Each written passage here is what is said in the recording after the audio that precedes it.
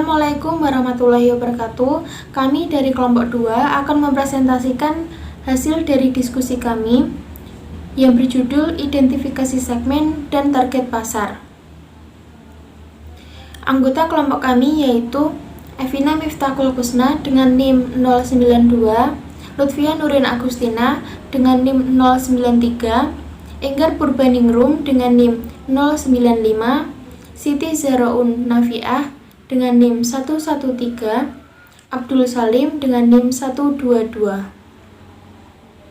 Materi yang pertama yaitu tingkatan segmentasi pasar. Segmentasi pasar merupakan pembagian kelompok pelanggan yang mempunyai perbedaan kebutuhan, karakteristik, maupun perilaku yang berbeda dalam suatu pasar tertentu.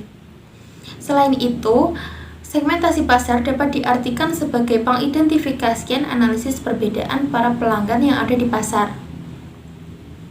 Menurut Philip Kotler dan Gary Armstrong, segmentasi pasar merupakan suatu pembagian pasar menjadi beberapa kelompok pelanggan yang berbeda atau heterogen.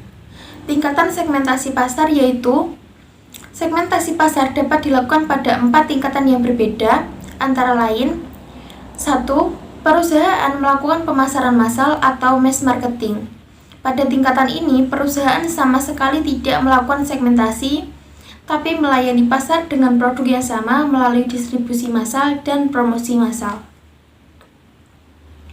2. Perusahaan melakukan pemasaran segmen atau pemasaran sasaran atau target marketing, mengisolasi segmen yang luas untuk membentuk satu pasar dan mengadaptasi penawarannya sehingga menjadi lebih cocok dengan kebutuhan dari satu segmen atau lebih. 3. Perusahaan melakukan pemasaran ceruk atau niche marketing. Pemasaran ini memfokuskan perhatian pada subkelompok yang ada di dalam sebuah segmen, yaitu kelompok yang digambarkan secara lebih sempit atau dapat dijelaskan dengan seperangkat karakteristik unik yang mengkombinasikan beberapa manfaat. 4. Perusahaan dapat melakukan tindakan ekstrim, yaitu dengan pemasaran mikro atau mikro marketing. Perluasan dari segmentasi pasar dengan memilah pasar menjadi komponen-komponen yang lebih berbeda. Misalnya, lokal marketing di tingkatan ini bertujuan untuk merancang produk dan program pemasarannya agar sesuai dengan selera dari pelanggan individu atau pelanggan pada lokasi tertentu. Materi selanjutnya yaitu dasar segmentasi pasar konsumen. Dasar-dasar untuk membuat segmentasi pasar konsumen dapat dikelompokkan menjadi beberapa variabel. Variabel yang digunakan dalam melakukan segmentasi pasar konsumen berbeda dengan segmentasi pasar bisnis. Ada 4 variabel utama yang bisa digunakan sebagai dasar-dasar pengelompokan pasar, yaitu 1. Variabel demografis. Segmentasi geografis membagi pasar menjadi beberapa unit secara geografis seperti negara, kota, atau komplek perumahan. Sebuah perusahaan memutuskan untuk beroperasi dalam satu atau beberapa wilayah geografi ini atau beroperasi di semua wilayah, tetapi lebih memperhatikan kebutuhan dan keinginan yang dijumpai. Yang kedua yaitu variabel demografi. Segmentasi demografi membagi pasar menjadi kelompok berdasarkan pada variabel seperti umur, jenis kelamin, ukuran keluarga, daur kehidupan keluarga, pendapatan, pekerjaan, agama, ras, pendidikan, dan kebangsaan. Faktor-faktor demografi merupakan dasar yang paling populer untuk membuat segmen pelanggan. Salah satu alasan ialah kebutuhan konsumen, keinginan, dan tingkat penggunaan seringkali amat dekat dengan variabel demografi.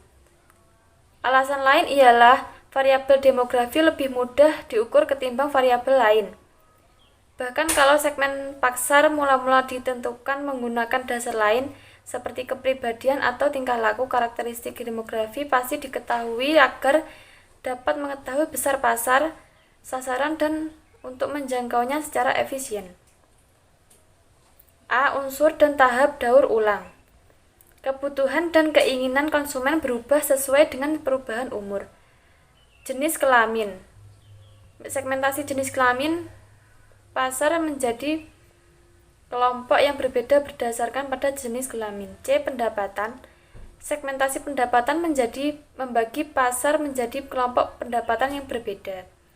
D. Multivariasi. Segmentasi demografi multivariasi adalah menyegmentasi pasar dengan menggabungkan 2 atau lebih variabel demografi. 3. Variabel psikografi. Segmentasi psikografi membagi pembeli menjadi kelompok berbeda berdasarkan pada karakteristik, kelas, sosial, gaya hidup, dan kepribadian.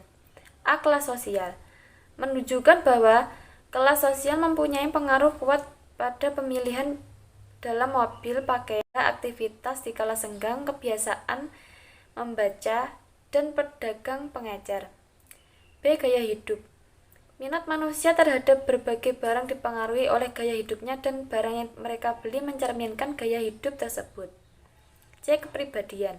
Pemasar juga mempergunakan variabel kepribadian untuk menyegmentasi pasar, memberikan kepribadian produk mereka yang berkaitan dengan kepribadian konsumen.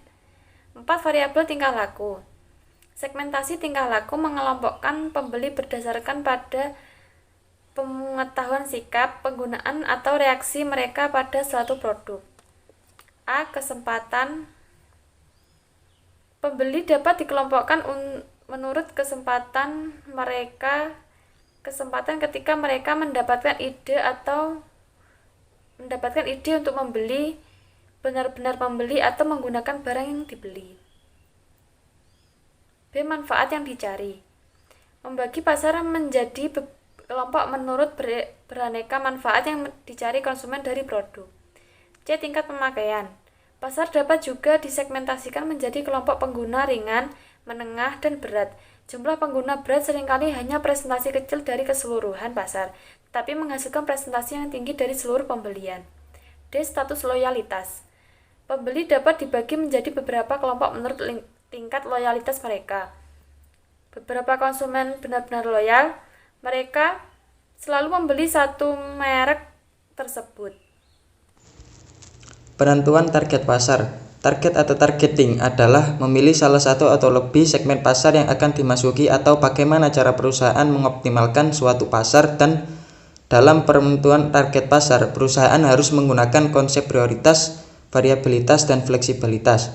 Prioritas dipakai karena perusahaan tidak pernah bisa melayani semua orang yang ada di pasar, sedangkan konsep variabilitas digunakan ketika menghadapi situasi persaingan yang sudah meningkat, karena perusahaan tidak bisa memberikan pelayanan yang sama kepada semua orang yang akan diprioritaskan.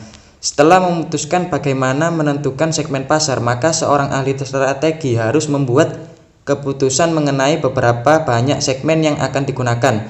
Untuk itu ada 3 faktor yang harus diperhatikan. Yang pertama yaitu besaran dari potensi pertumbuhan dari setiap segmen. Yang kedua yakni daya tarik struktur segmen tersebut. Yang ketiga yaitu sasaran dan sumber daya bedaan.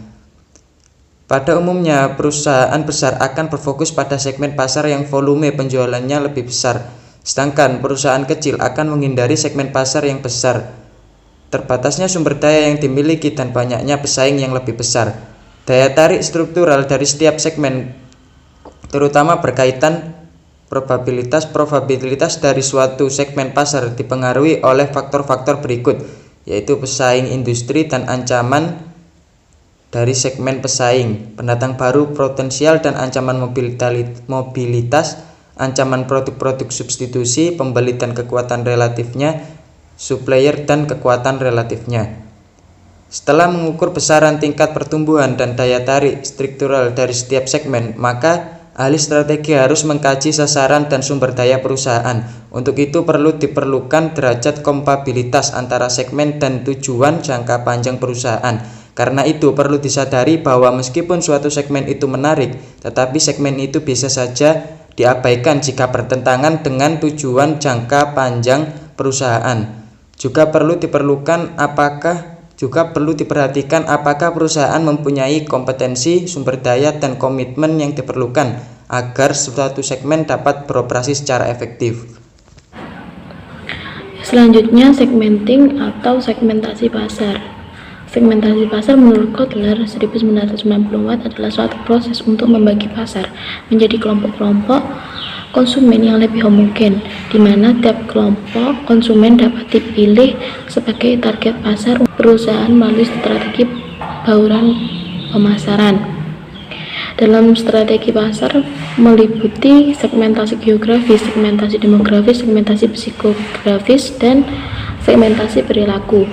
Segmentasi geografis mengharuskan pembagian pasar menjadi unit-unit geografis yang berbeda seperti negara-negara, bagian wilayah, provinsi, kota, atau lingkungan rumah tangga.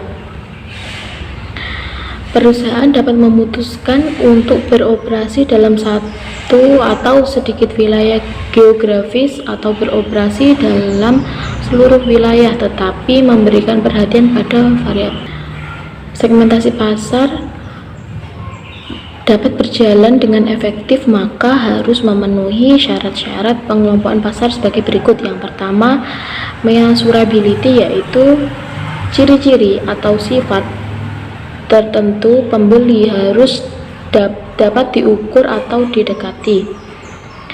Yang kedua, accessibility, yaitu suatu keadaan di mana perusahaan dapat secara efektif memusatkan atau mengarahkan usaha pemasarannya pada segmen yang telah dipilih. Yang ketiga, sustainability, yaitu segmen pasar harus cukup besar atau cukup menguntungkan untuk dapat dipertimbangkan pemasarannya. Prosedur segmentasi ada 3 langkah dalam mengidentifikasi segmen pasar. Yang pertama, survei, analisis, dan pembentukan. Pada tahap survei, pada tahap ini periset harus melakukan wawancara untuk mencari penjelasan dan membentuk kelompok fokus untuk mendapatkan pemahaman atas motivasi, sikap, dan perilaku konsumen. Yang kedua, tahap analisis. Periset menerapkan analisis faktor terhadap data untuk membuang variabel-variabel yang berkorelasi tinggi. Kemudian periset menerapkan analisis kelompok untuk menghasilkan jumlah segmen yang berbeda-beda secara maksimum. Yang ketiga, tahap pembentukan. Masing-masing kelompok dibentuk berdasarkan perbedaan sikap, perilaku, demografis, psikologis, psikografis, dan pola media. Masing-masing segmen dapat diberi nama berdasarkan sifat-sifat dominan yang ada pada kelompok tersebut. Yang selanjutnya, targeting atau target pasar. Targeting merupakan proses penyeleksian produk barang, baik barang maupun jasa atau pelayanan terbaik, sehingga benar-benar berada pada posisi yang terbaik guna mencapai keberhasilan. Setelah perusahaan mengidentifikasi peluang segmen pasar, selanjutnya adalah mengevaluasi segmen tersebut untuk memutuskan segmen mana yang menjadi target market. Dalam mengevaluasi segmen pasar yang berbeda, perusahaan harus melihat 2 faktor, yaitu daya tarik pasar secara keseluruhan serta tujuan dan sumber daya perusahaan.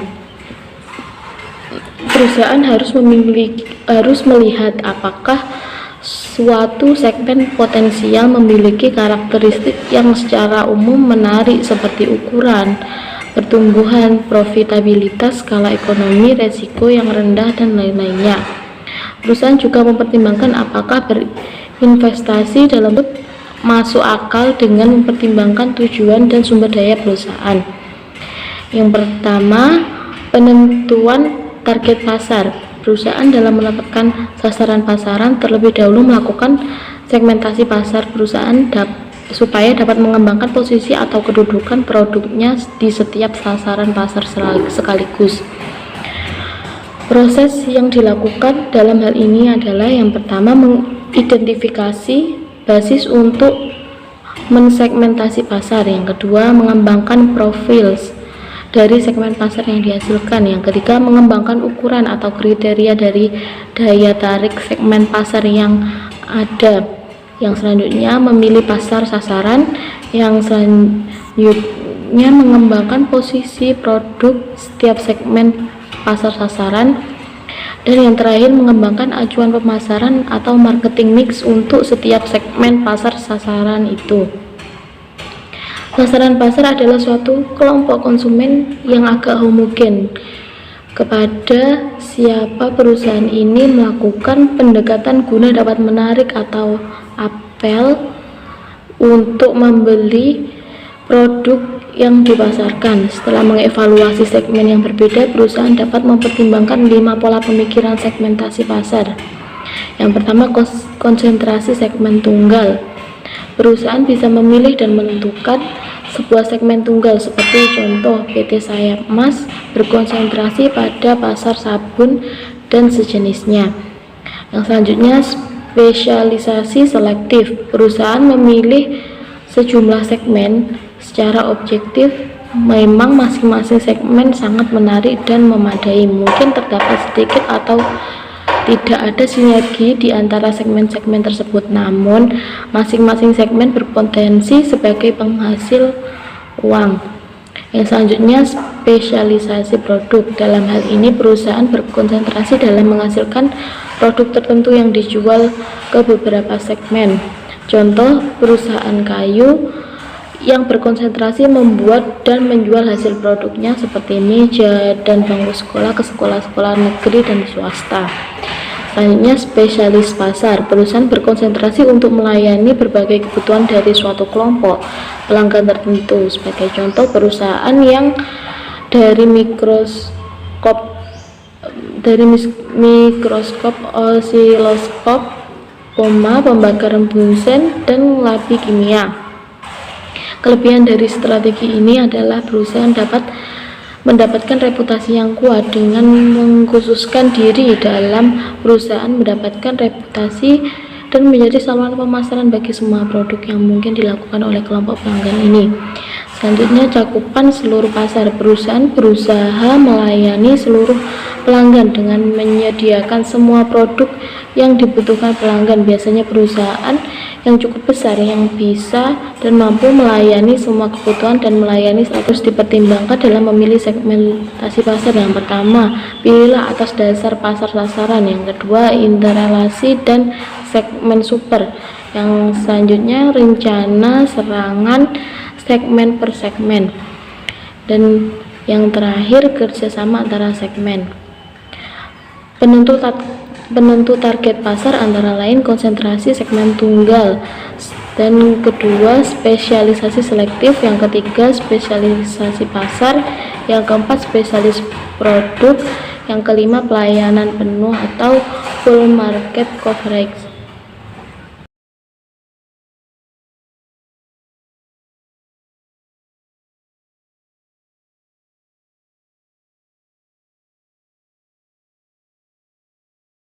Selanjutnya, saya akan menjelaskan materi tentang positioning. Positioning adalah tindakan merancang produk dan bauran pemasaran agar dapat tercipta kesan tertentu di ingatan konsumen.